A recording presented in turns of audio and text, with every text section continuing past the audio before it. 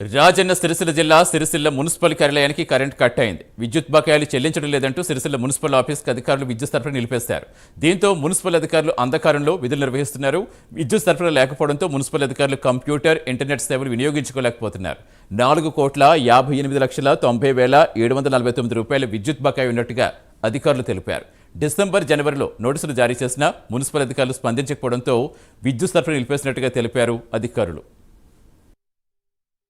Sircilla municipal లోపల సెస్కు బకాయి ఉన్నదని చెప్పి సెస్ వాళ్ళు 4.5 కోట్లు సెస్ ఆఫీస్కు బాకీ ఉన్నదని చెప్పి మున్సిపల్ కార్యాలయంలో ఇలా విద్యుత్ తీయడం జరిగింది.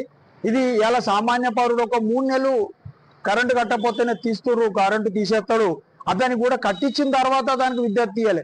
మేము ఉదాహరణకు సిరిసిల్లలో 2 సంఘటనలు మాకే ఎదురైనాయి. ఆ ఫిర్యాదులు కూడా మా దగ్గరికి వస్తే కూడా చైర్మన్ కు, ఎండి గారికి, ఏఈ గారికి చెప్పడం జరిగింది. ఎందుకని అంటే అలా మీరు కోట్ల రూపాయలు 4 కోట్లన్నర బాకీ ఉన్నదాన్ని మీరు కరెంటు తీసేటందుకు గిన్ని పట్టింది. మళ్ళీ ఇక్కడ పాలన స్తంభించిపోతుంది, మొత్తం వ్యవహారాలనే స్తంభించిపోతాయి.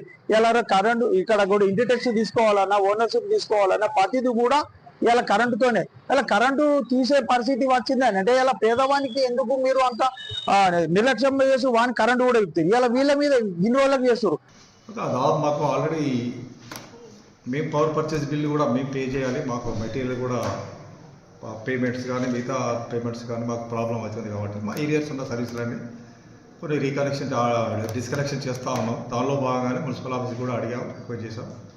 వాళ్ళు కూడా మాకు అమౌంట్ రాలేదు కాబట్టి డిస్కనెక్షన్ చేసాం. చేసిన వెంటనే మున్సిపల్ కమిషనర్ లైన్లోకి వచ్చేసి పేమెంట్ చేస్తామని ఒప్పుకున్నారు. వెంటనే మేము రీకనెక్షన్ కూడా ఇచ్చాం. మున్సిపల్ ఆఫీస్ దాదాపు 4.5 కోట్లు మాకు డ్యూ ఉంది కాబట్టి మేము డిస్కనెక్షన్ చేసాం. మిగతా భాగంగా మిగతా ఆఫీసులన్నీ కూడా అడగమని చెప్పాము. మిగతా ఫారెస్ట్ ఆఫీస్ కానీ